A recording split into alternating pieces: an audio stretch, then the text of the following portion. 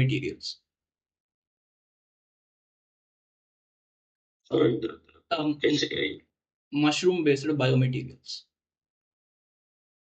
it's a company that is giving instructions. It's a product. It's a product. The product name is like it's an alternative for styrofoam packing material and vegan leather, mycelium leather. Leather, sorry. Yeah. Apologies. My Do I understand now? It's like a marketing product that yeah. It's alternative for thermocol. You may heard of thermocol, right? Thermocol, which is the styrofoam. Oh yeah, the physical, the foam Yes, stuff. yes. For applications like electronic goods and all, they use it in cargos and transportation. Yeah, that I know. Yeah. For the alternative purpose, we developed a biomaterial. Biomaterials. Okay. Yeah. So This is the one. Yeah, it emits the production process emits lots of CO2. I think. No? Yes. It is brittle as well and strong as well.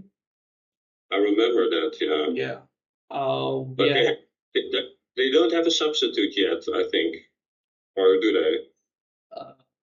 Like we try to develop prototype and we got incubation support here in India. So after doing a kind of a validation of a product and a scalability aspect, we understood like there are some blockers in terms of Indian ecosystem as well as in terms of bioengineering tools that are required to automate the process to meet the demand. Yeah. So after strategic validation and in terms of financial aspect, I decided not to take forward as the team members who have been in this were having some personal financial stability issues, so they move forward. And the idea was like we tried better, we tried to build it after struggles, after iterations. It is the end product that we had, and there is a leather as well. If you might, I will show it.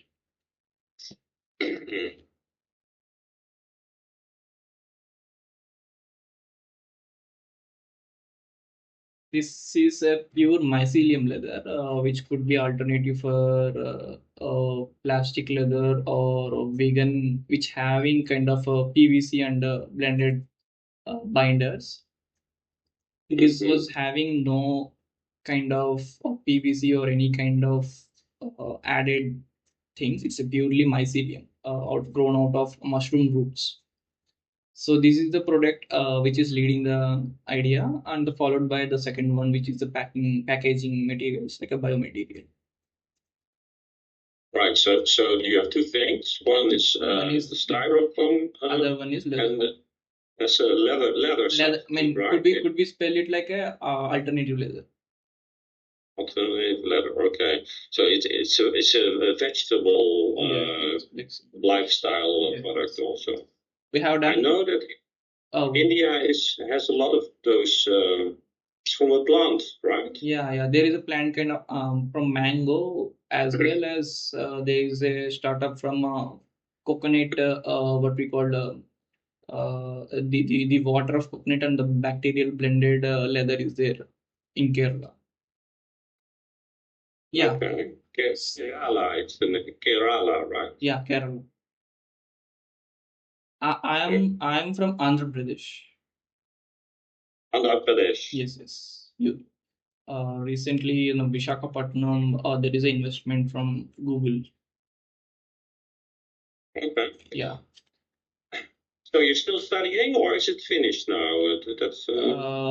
I recently closed it like February 26th. Right. Yeah. Okay. We invested a bit of what we call like kind of $20,000, nearly $20,000. Okay, and I mean, of which half of is like a funded from government entity of Andhra Pradesh. Right. So you have some financing for the company already. Yeah.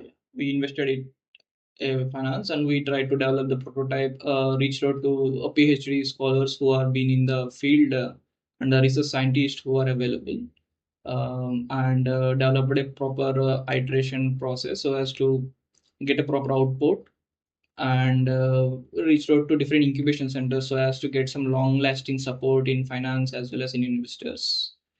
But after having a detailed startup finance validation, we understood like the break even will take at least 10 to 5 years, 5 to 10 years, which is not so feasible for me and the people who are in the same boat. So we took strategic decision not to take it forward. And after Feb 2026, I was in the meantime I was very much curious about carbon market that has been happening within the Andhra Pradesh, where they are doing a natural farming, I mean natural based projects for the agriculture perspective, where there is a hot topic happening here and there about carbon credits for the farmers, where farmer lead groups like self-help groups of 2000 to 3000 members for a district, or let's say for a place, they are collaborating and forming units to build these projects. So there I interacted with them.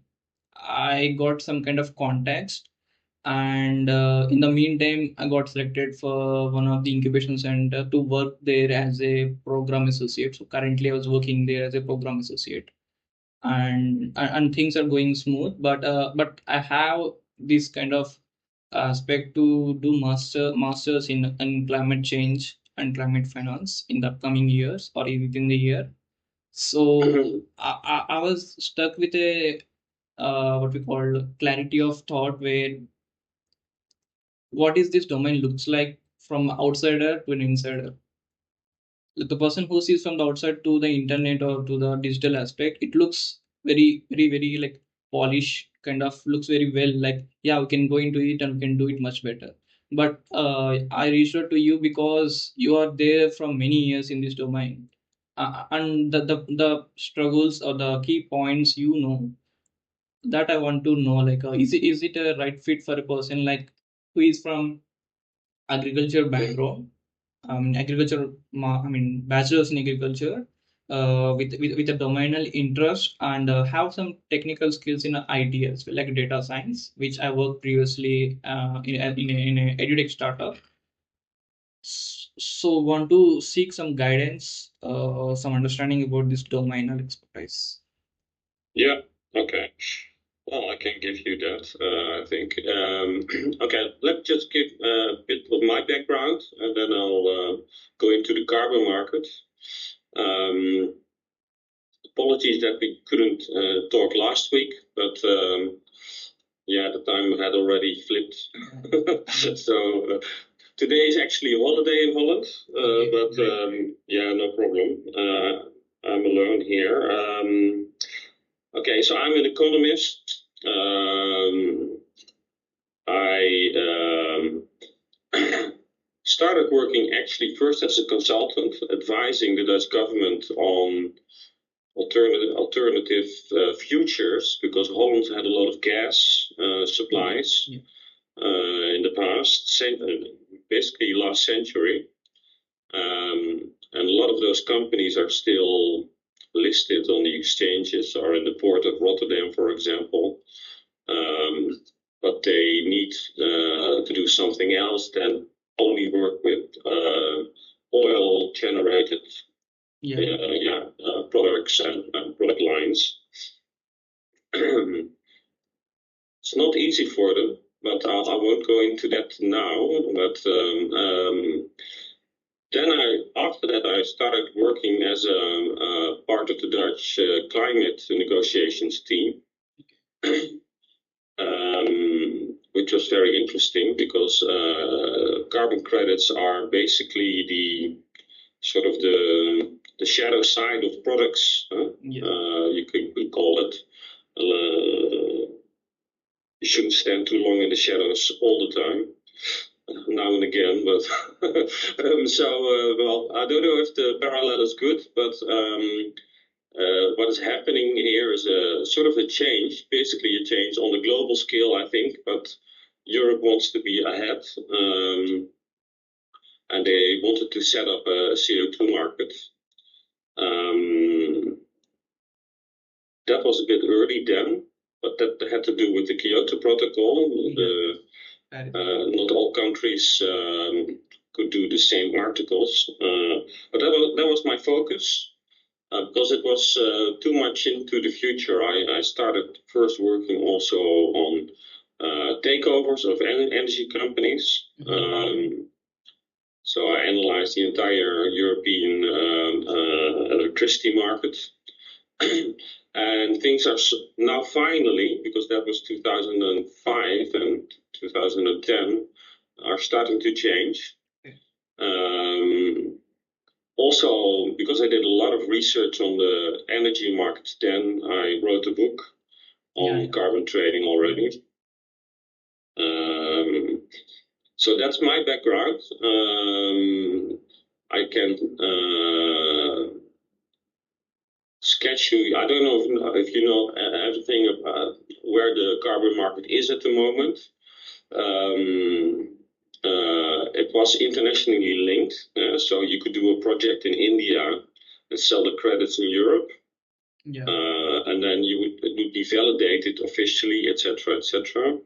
But these markets are, because they're artificial markets, to basically to deal with these climate effects and responsibilities that countries feel for it. So there has been some changes in the sense that there are some carbon markets existing at the moment. You have it in Europe. California also has it now. In India, maybe also. These days things are picking up, like people coming forward to build this carbon market. Yeah. And there are maybe one or two other ones. UK companies have a separate one as well because they left the EU. So there are these are sort of like you should imagine them as a sort of as a bubble.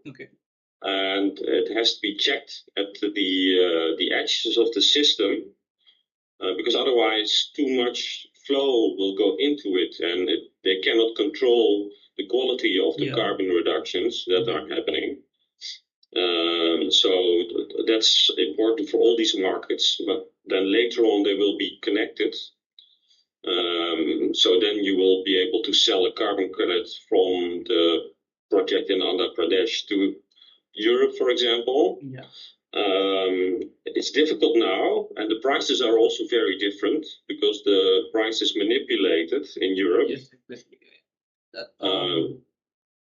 So the price is at 75 euros per ton of CO2 reduction in Europe. And the market was built with free credits. But they're reducing the amount of free credits now for the participants.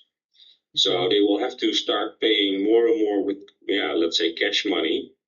And before they could say we participate, but they didn't have to pay for the credits in reality. And the price, there's still a voluntary carbon market on a world scale. But the market is not functioning very properly because the prices are between 1 and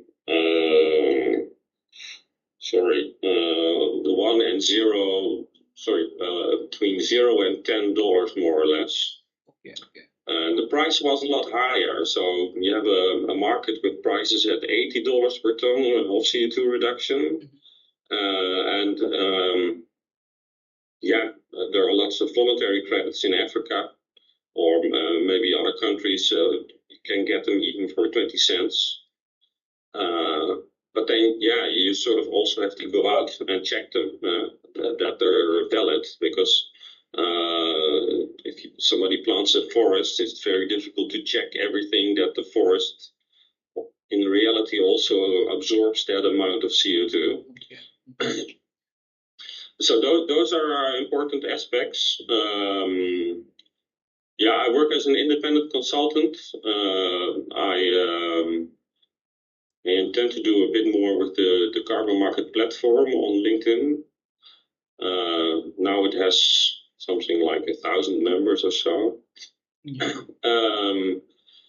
The participants in Europe are the main ones at the moment, and you also always have to imagine that there's a political aspect to all these things.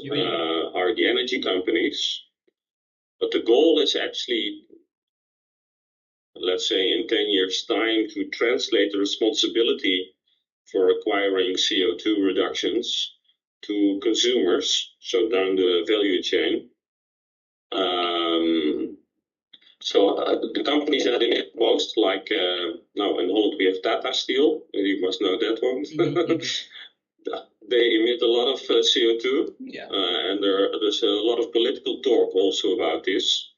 If they are changing their production methods enough, or if it's just a marketing, excuse sort of. They bought a Dutch energy company. So what you see is a sort of a de-industrialization in Holland, not on a European scale, but in Holland. So the economy here is now more or less dominated by software companies. And they don't have so much problems with buying CO2. Okay. And there are a few trading companies that trade CO2 as well. That's the status at the moment. I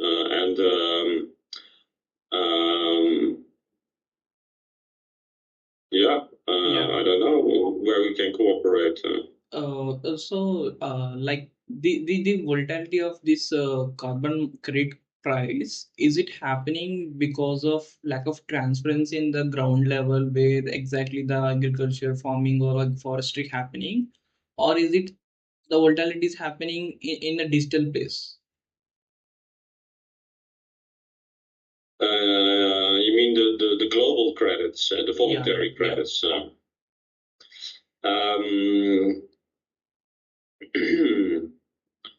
I think a lack of transparency is also sort of a problem, because then investors get afraid to invest large amounts of money into it.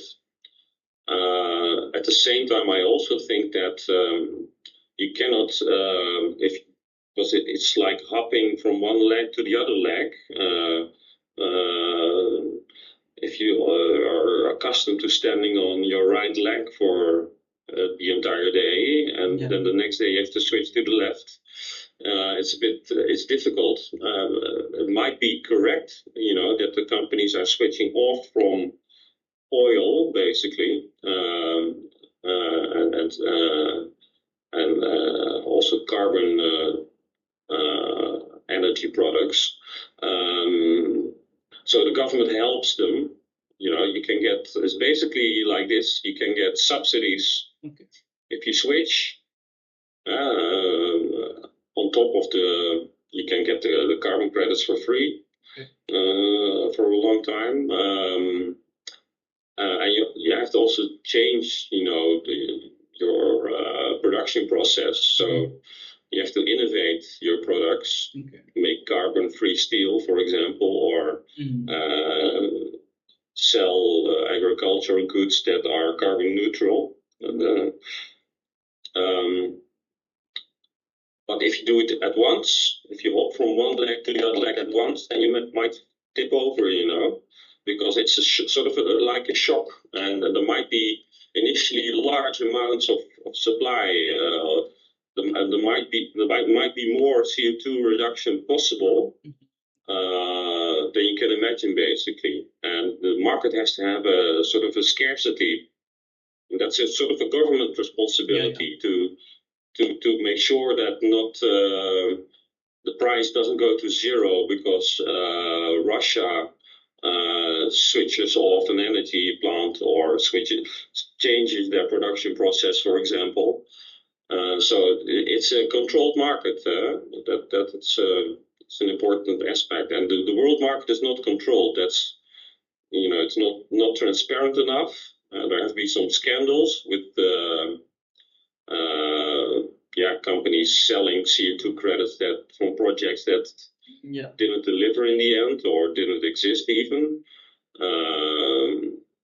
and more of those. It's very important, the quality. And there are a lot of investors also that are potentially interested.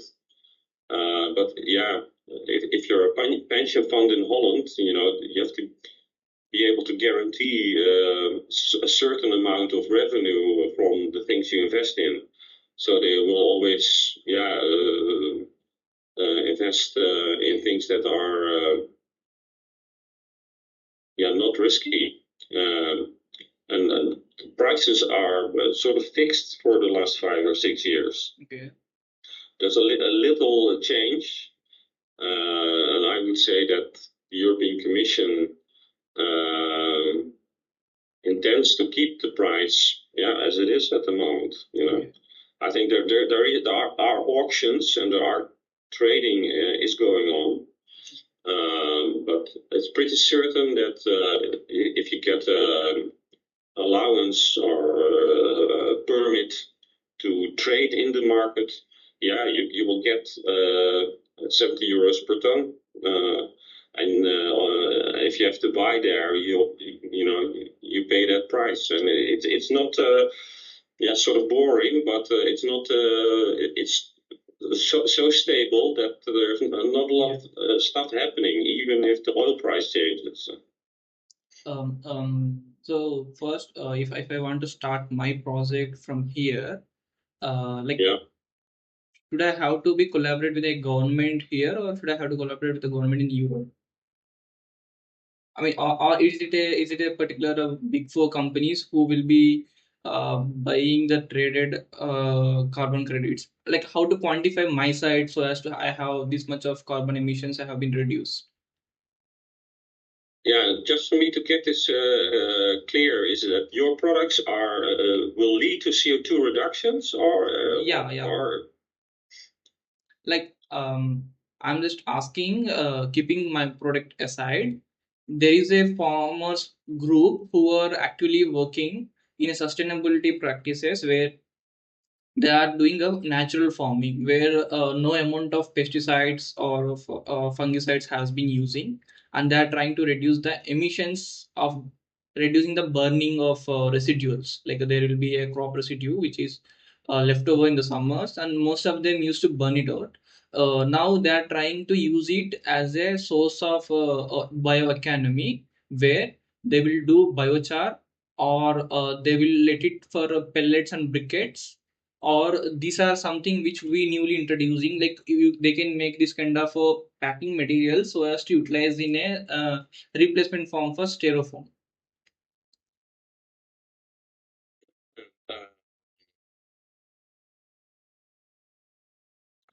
I think it's smart to work with a counterpart.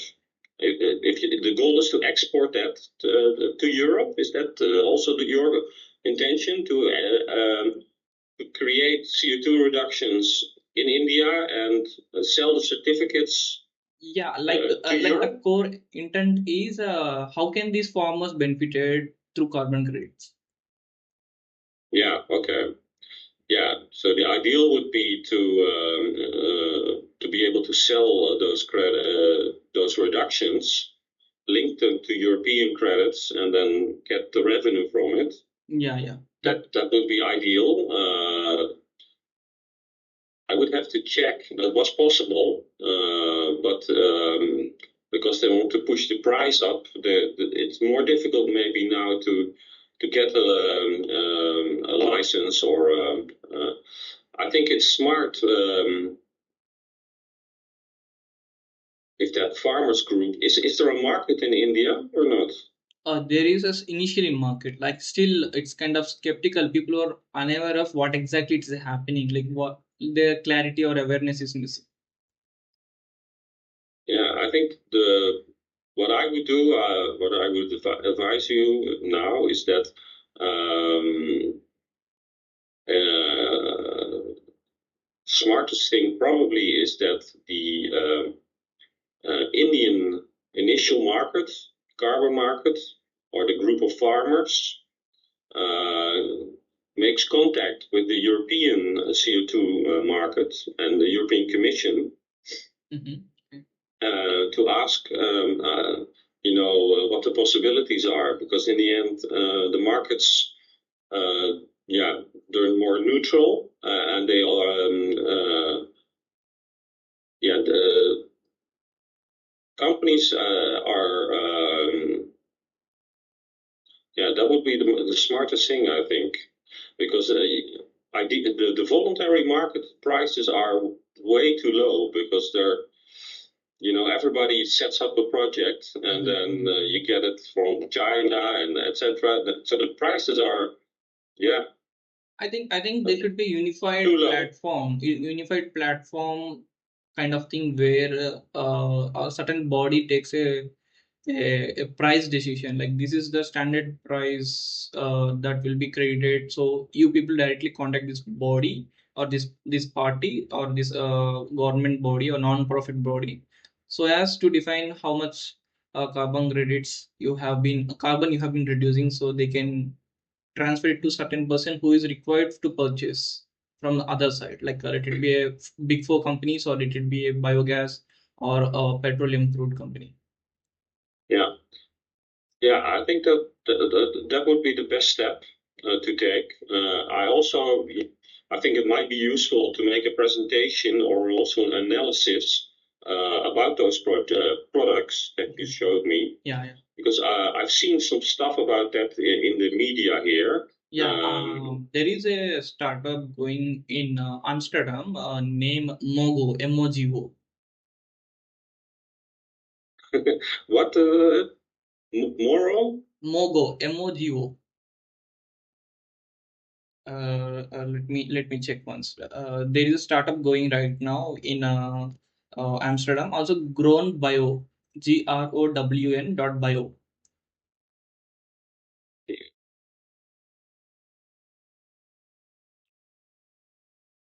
Yeah, they are doing the same thing. Mogu, M-O-G-U, M-O-G-U. MOTU. Yeah.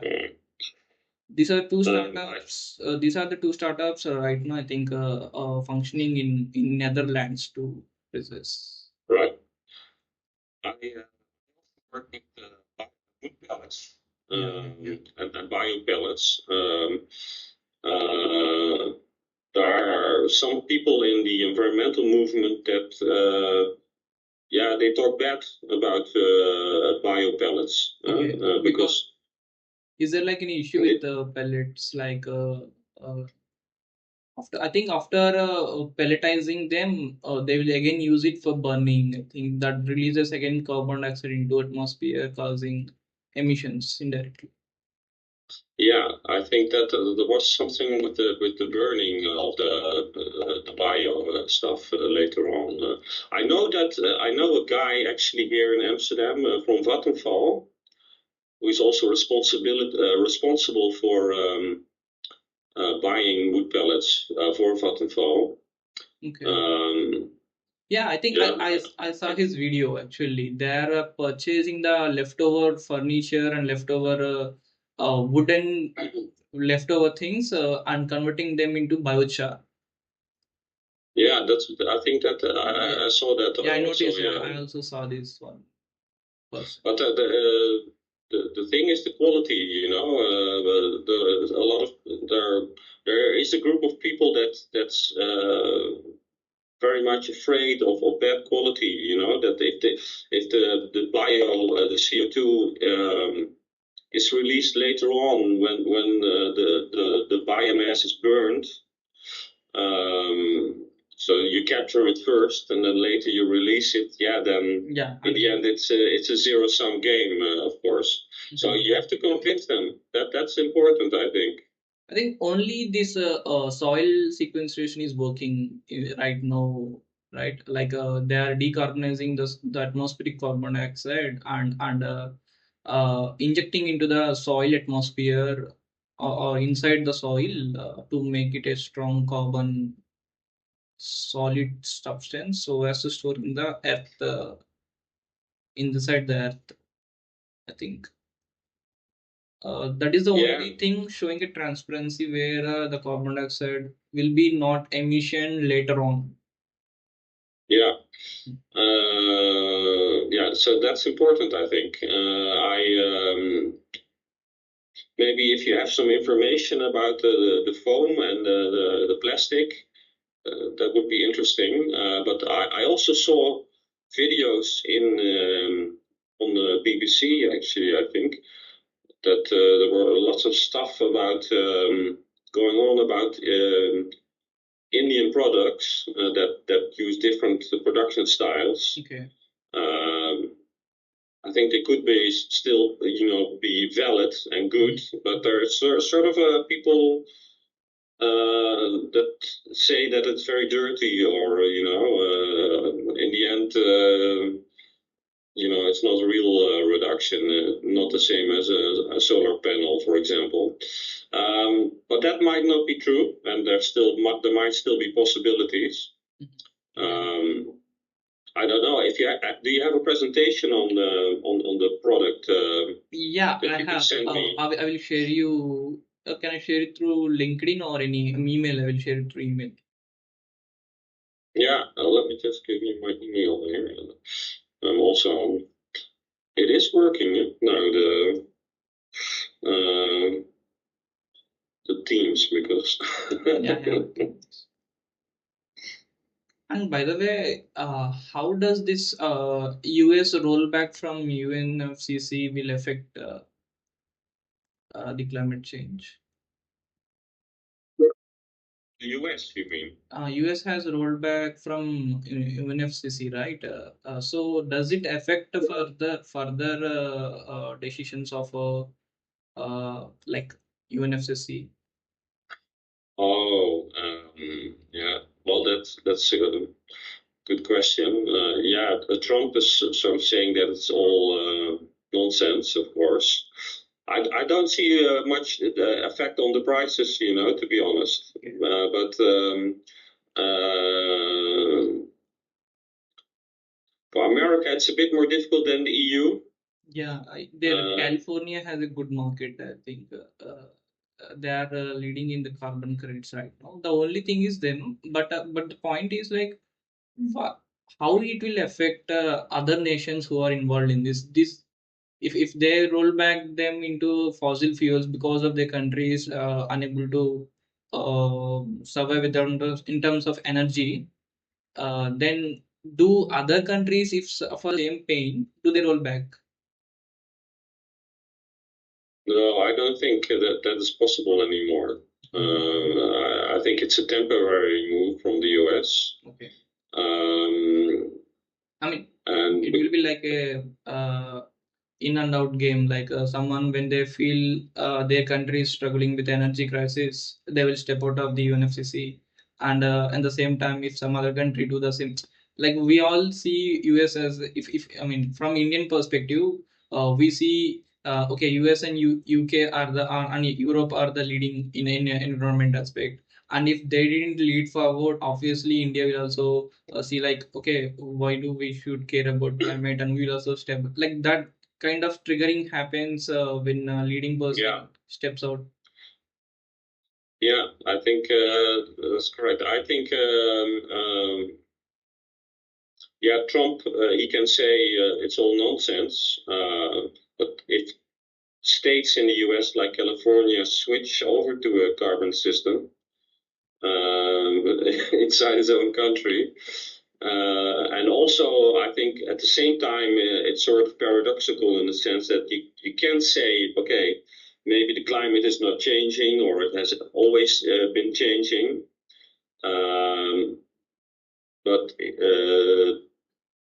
it's clear now more and more because of the confrontation that Trump is doing in the Middle East, that the dependency of America and Europe on oil-based products, yeah, that has to change because otherwise they will become more and more dependent on Russia. That's true. There's sort of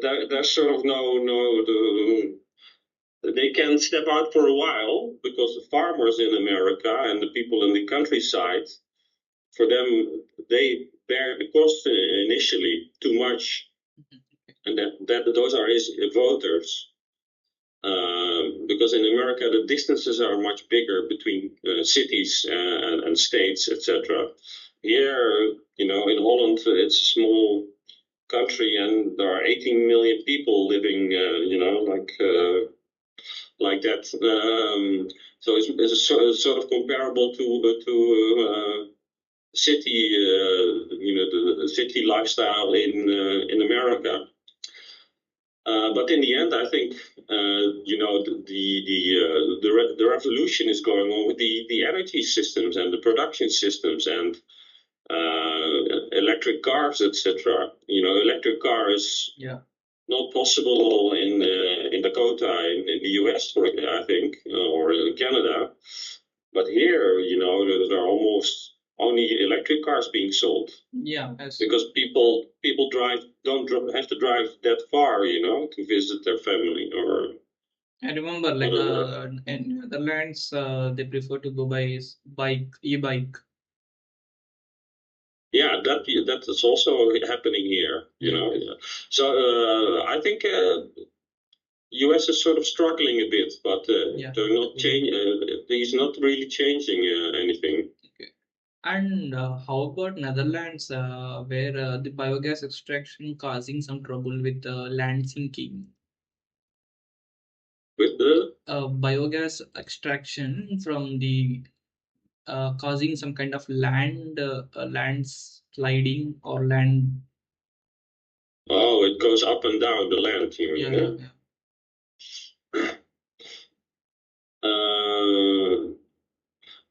There are some developments on that.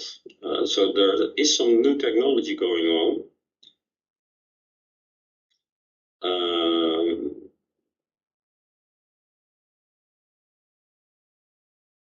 Yeah, I have to be careful. I cannot say too much about this. What I can say is that people are afraid about the land going down. But that has been happening in Holland, in the northern provinces, the northern part of Holland,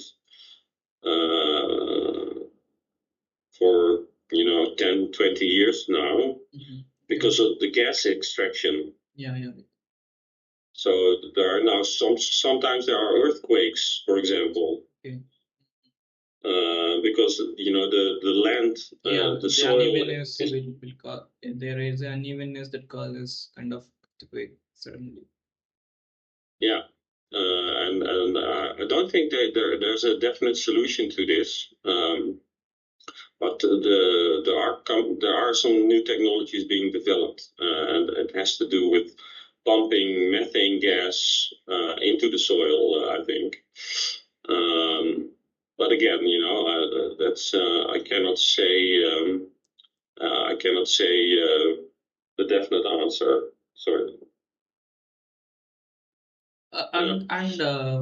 Could you tell something about like policies that are happening right now in Netherlands? I saw like there is a deadline uh, uh, about emissions or something where by the time if Netherlands didn't meet up, have to pay some $1 billion.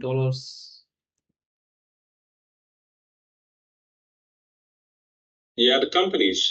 Yeah, so the big change that is going on is that the companies have targets. Sorry, the country has targets. Okay. Yeah. And they have been sort of postponing this for the companies by giving them free allowances. Okay. While at the same time, the official price is the same.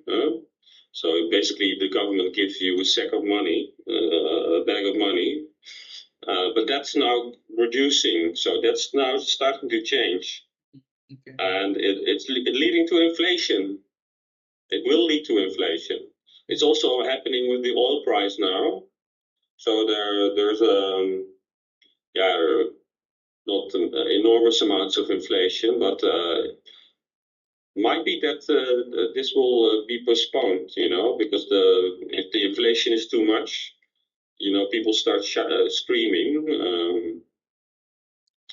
But yeah, the petrol prices here are yeah, very expensive now. Yeah, The most expensive ever is at €2.80, I think, per liter of gasoline. understood. So that's like $3 Yeah, per yeah. liter. It costs a lot. Like so, keeping these things into consideration, the corporate will definitely have this job market for people to address or help them in terms of building these projects in Netherlands, right? Uh, if I'm wrong, is that you want to set up a company, or you have set up a company, and you want to export the product to Europe, right? Or you Yeah, also want to come over yourself? yeah. There is a thought to come there, but I was not yet sure about going. Okay. I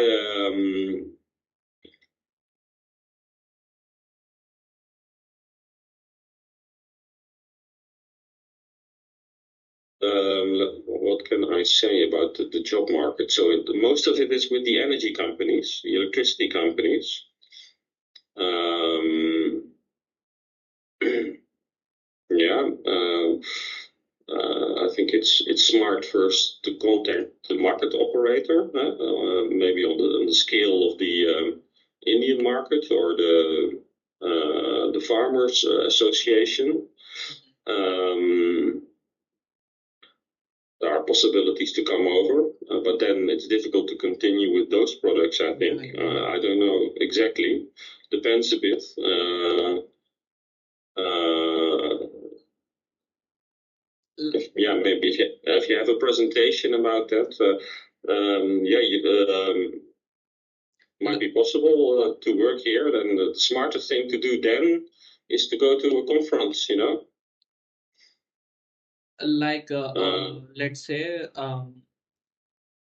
if keeping this product aside, in terms of the carbon credit market, if Yeah.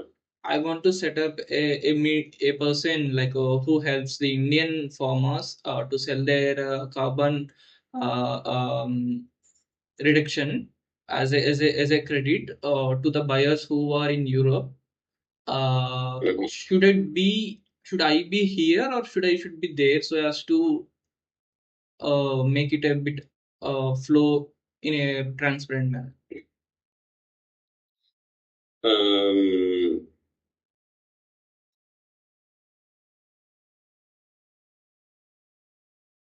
yeah, that's always difficult. I think it's best to work with a counterparty in Europe.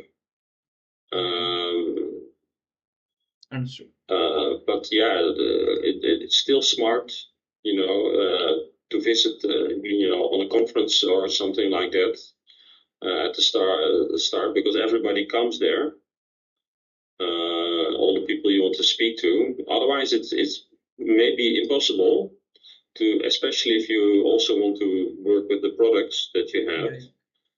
Um, so then you have to focus on convincing people of the quality, and um, it's not necessary maybe to come over and work as an employee here. Um, but it's good, that if you work with a counterparty and you can have easy contact, Yeah. because it's still difficult, the time zones are different, etc.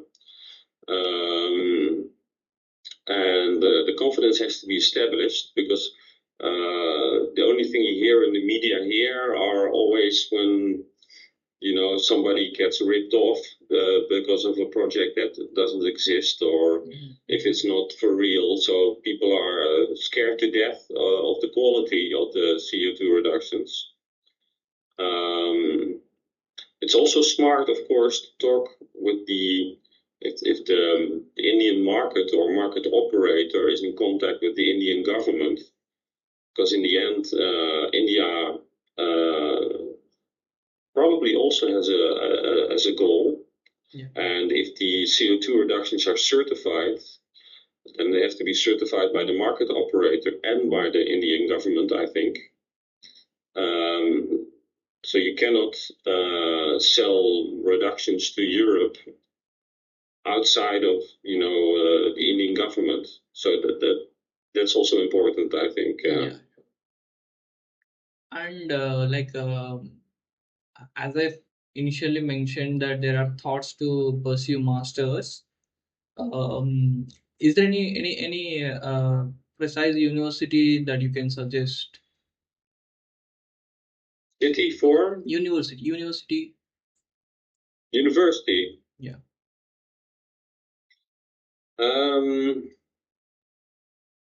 Yeah, there are now more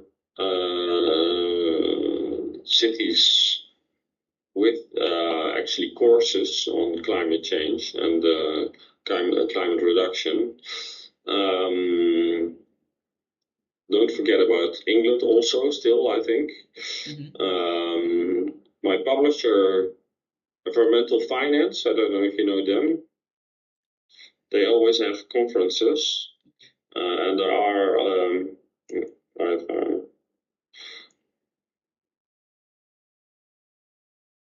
and there are a few in Holland. There are a few universities that have courses. One is in Groningen, and where else are there? Utrecht also. Like the yeah, rich universities. Yeah, those people also are always on in the conferences. Almost always. It's not that they're ahead that much at the moment. I think it's still being set up, the courses. Any idea about Scotland's University of Edinburgh? They are offering some climate change finance. Edinburgh, yeah, I've heard of that.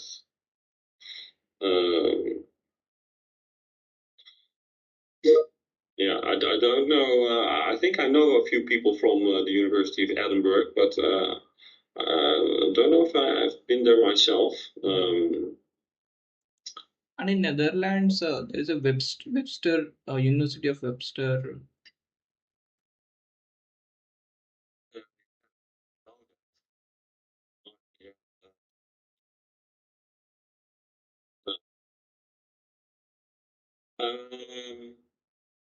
I don't know them well enough. I think it's a private university. Okay. In Holland, there are like 10 universities, and they're government funded universities. Webster University is a private, might be expensive also. I don't know exactly about Webster University. Maybe it's possible to do courses and not an entire master's program or bachelor's program. I can check that. There are also courses on in Holland. You have universities and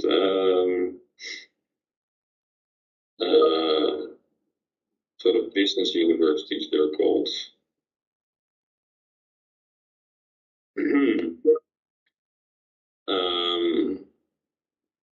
Like those are public universities, Groningen and Utrecht, and Amsterdam also. There's also climate courses being taught.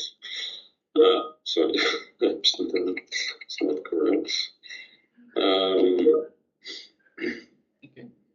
Amsterdam has two universities. I think most of it is at the Free University of Amsterdam. I know that the professor at the University of Groningen in Utrecht, I also know a few people that are teaching it there. Yeah.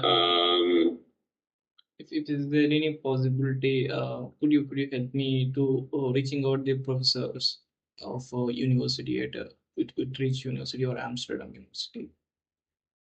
Yeah, and Webster University, I don't know exactly. What I remember is that probably pretty good, and you can do one course or two courses. But maybe they're expensive, huh? So yeah, because it's a private university. Yeah. Is it advisable to pursue masters or to pursue a coursework or like individual courses that are available I think CFA or what we call, sorry, not CFA, it's SCR regarding licensing myself that I could be a licensed person to certify the credits. Yeah, I think it will help.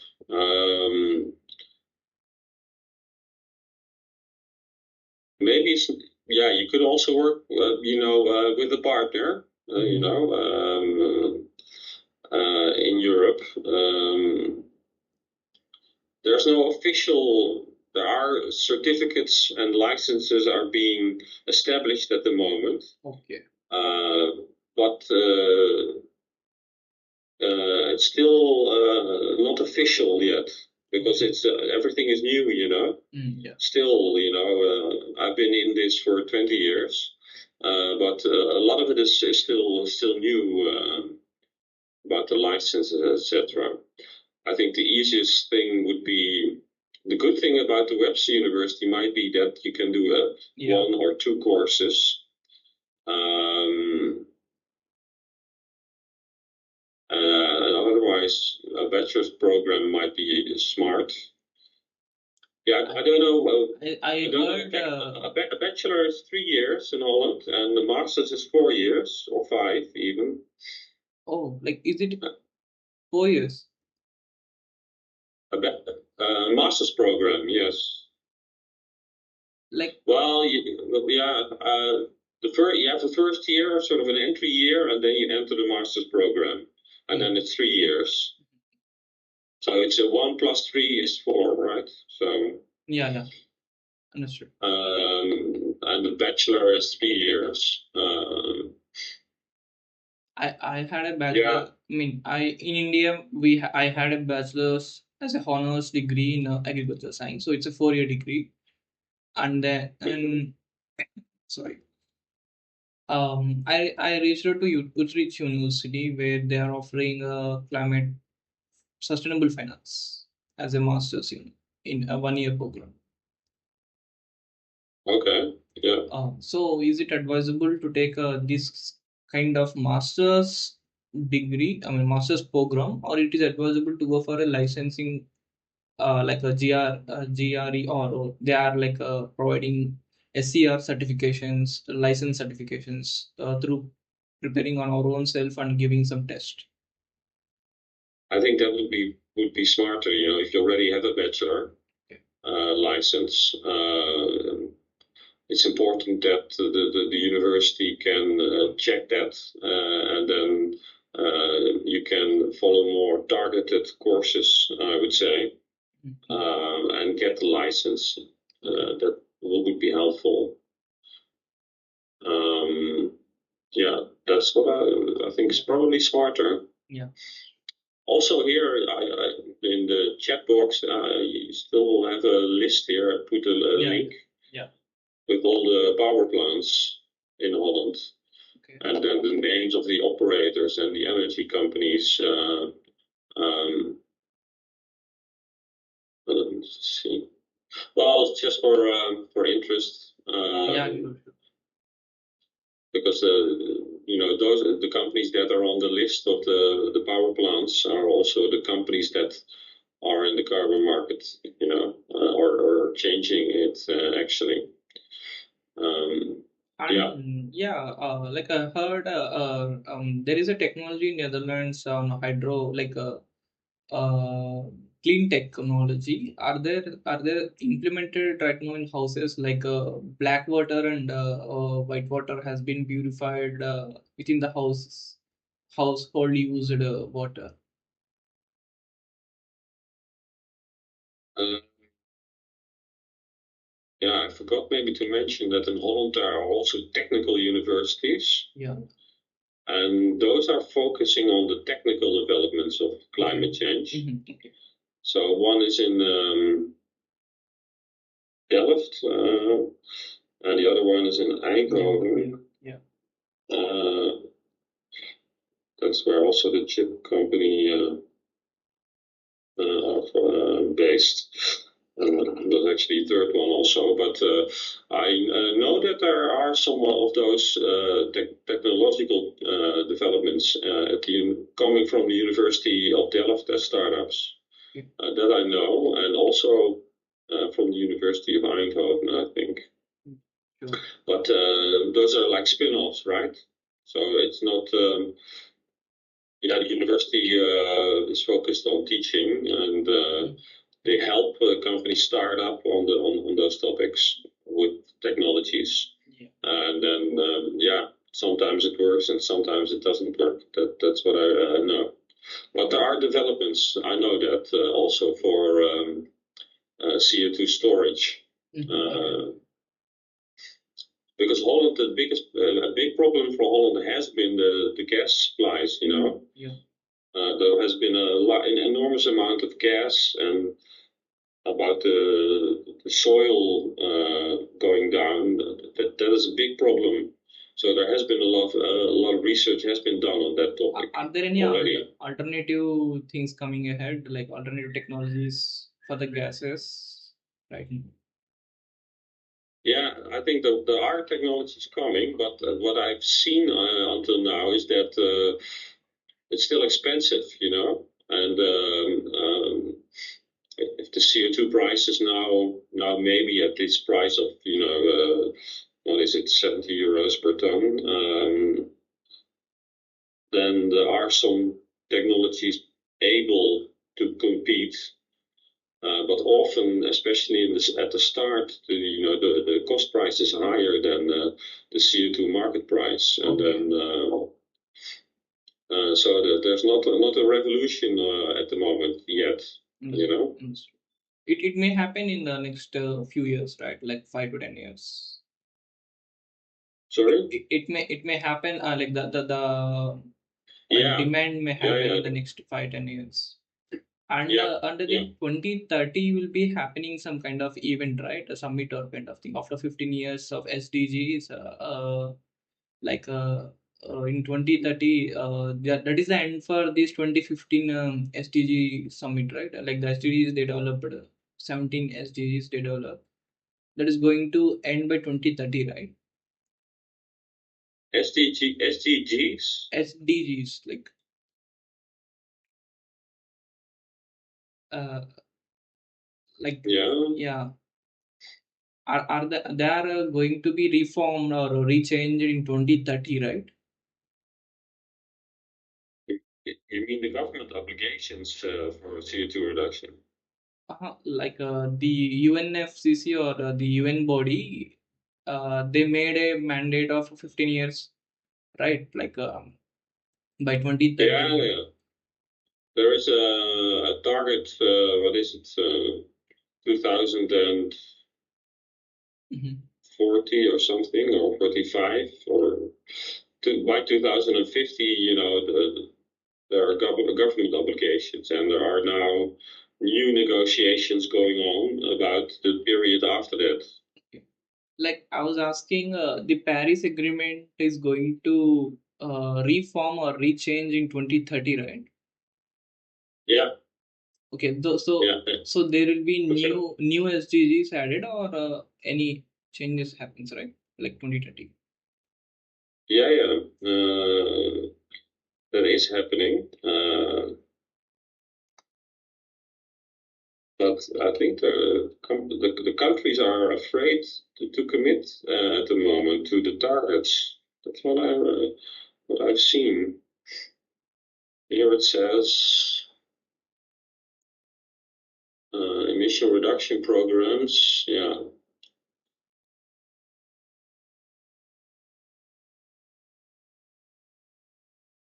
adopted on 2015, started in 2016, involved 2026. Every 5 years, nations are required to submit new climate plans. Yeah. But there has been some. EU has pledged to be climate neutral by 2050. But the US withdrew in this year. So there are 5-year periods that they have to submit new targets. I think it's going a bit slow, to be honest.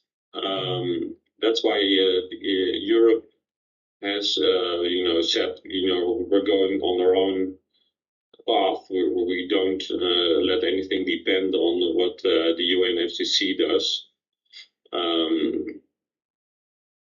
So I think it will go ahead, but these negotiations are always very, very slow because the entire world is involved. Just a last advice or a suggestion, uh, how to be work if I plan for the next 10 years or something, if I want to work in UNFCC bodies or UN bodies, what is the roadmap like? Is it possible for a certain person like me to enter into these bodies as an advisory or as a person in the next 10-15 years? Yeah, why not? It's likely that there are. Well, first of all, there's an Indian delegation. Okay. That must be a big team. Make contact with them. And then they also always work, they have to have people. A lot of the climate negotiations and people that are sort of connected go to conferences, and it's in Europe, and it's also now starting in America, and there must be conferences in India as well, I would say. Yeah, that happening. Yeah, so that's that would be a smart first step, and then make contacts.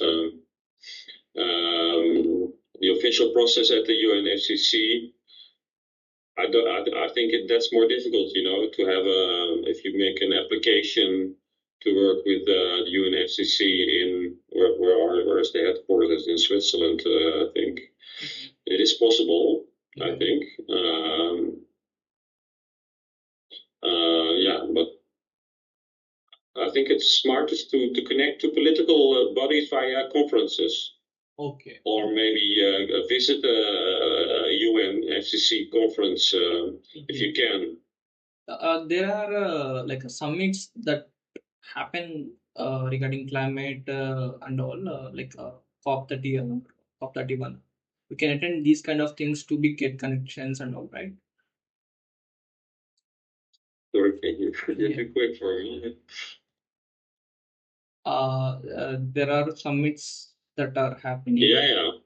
We can attend. Yes, that's more difficult, I think. But there is always a central conference because it's a political conference.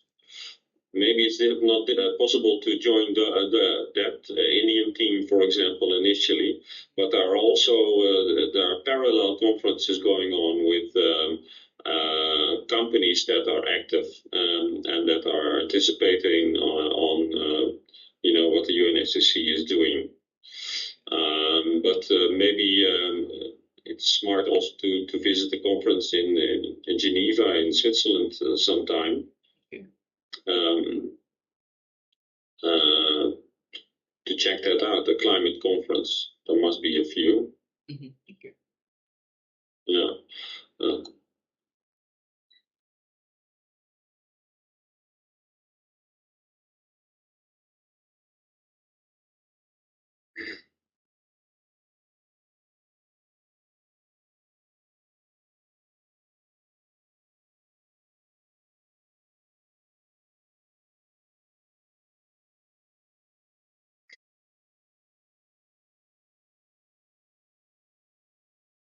That's one, I think. Okay. Yeah, there are more, of course. You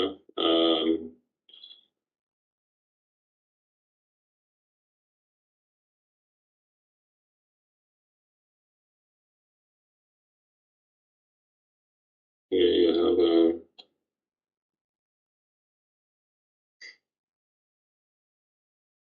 it's also smart, I think, to go to a conference in New Delhi or something. Yeah. To make contact with the Indian team. Yeah. Yeah. Yeah, and I know environmental finance. I think they have a conference each year in London. That's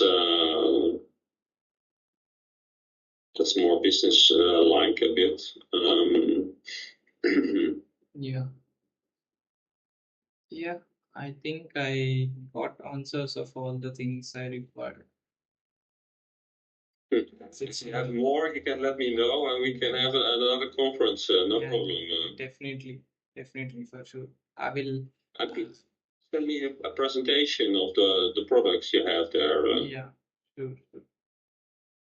I will share you through mail or on a LinkedIn basis. I will share the documents or links. All right. Yeah. That's fine. Yeah. I think the most important thing is the quality.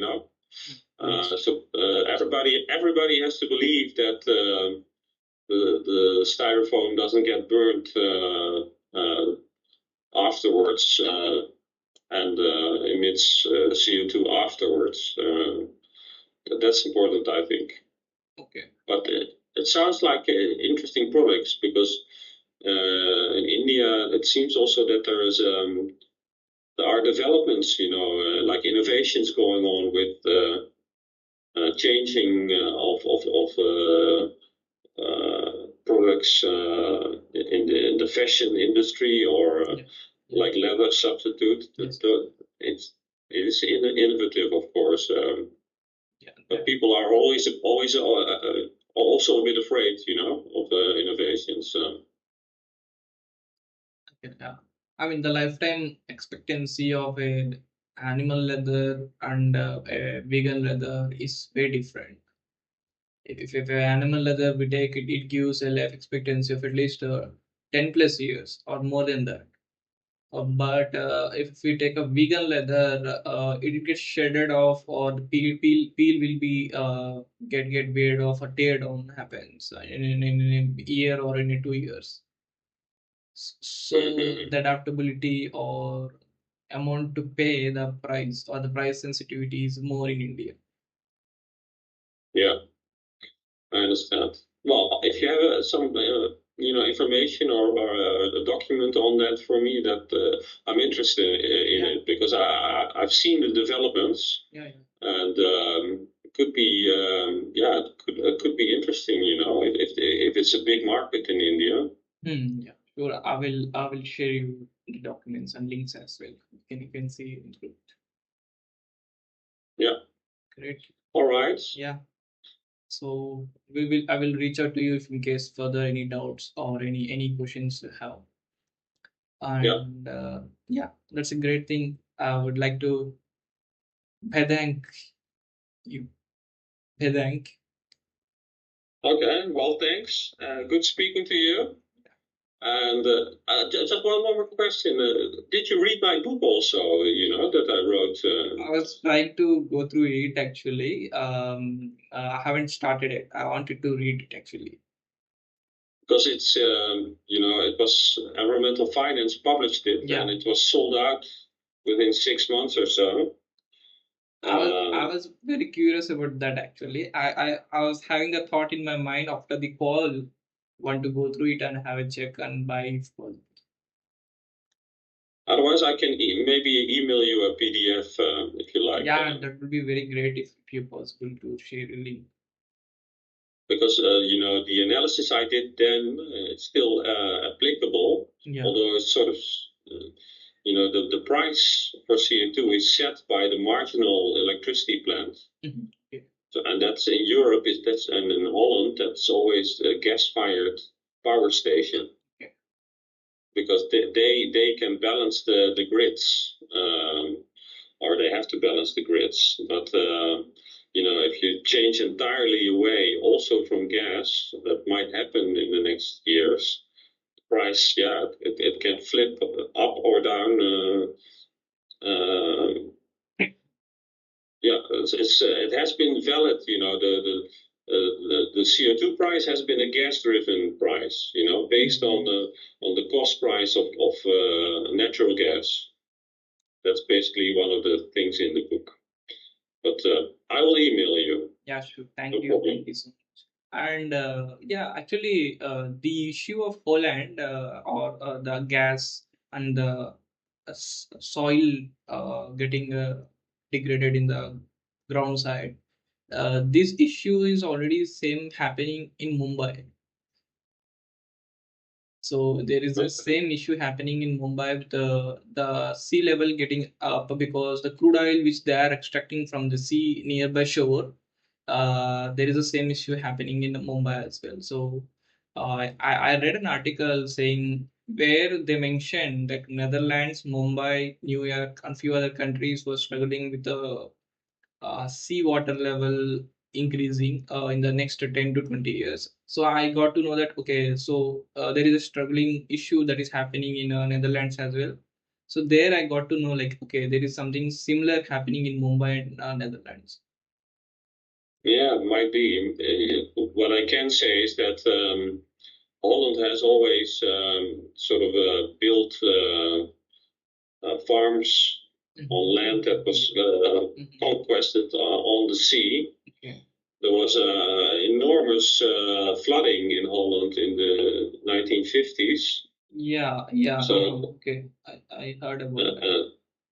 There was in Sealand, the province is called Sealand,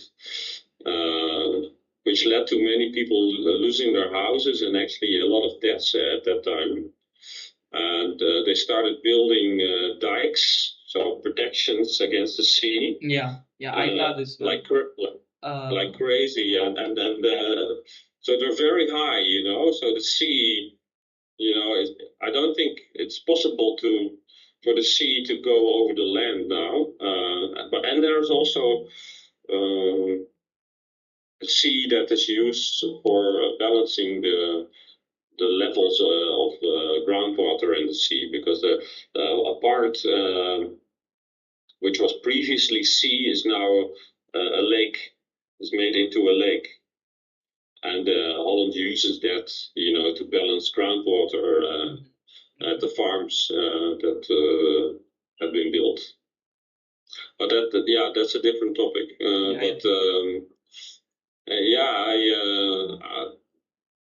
For Holland, it's an important topic still, of course. So there's a lot of skills and technologies available for land protection. But no, that's interesting. I can imagine that it's happening in India as well. That's floodings are. If that happens, then something is already. You're too late already. Yeah. Okay. Well, good speaking, and just shout out if you have another question for me. Definitely. Right now, I think I got enough information. I will go through it. If any interesting topic come across, I will share with you and reach out to you. Right. Okay. Good. Okay. Good speaking to you. Thank you. Yeah. Thank you. Thank you so much. Bye bye. Yeah. Bye. Bye. Uh,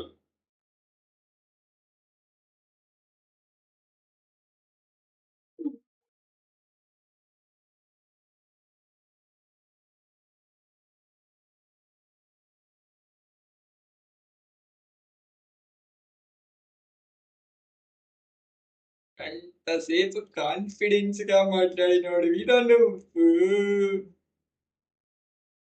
నిన్నెవడురా judges ఎవడనుకున్నారు నువ్వు? తోపువిరా నువ్వు, తురుమివిరా నువ్వు.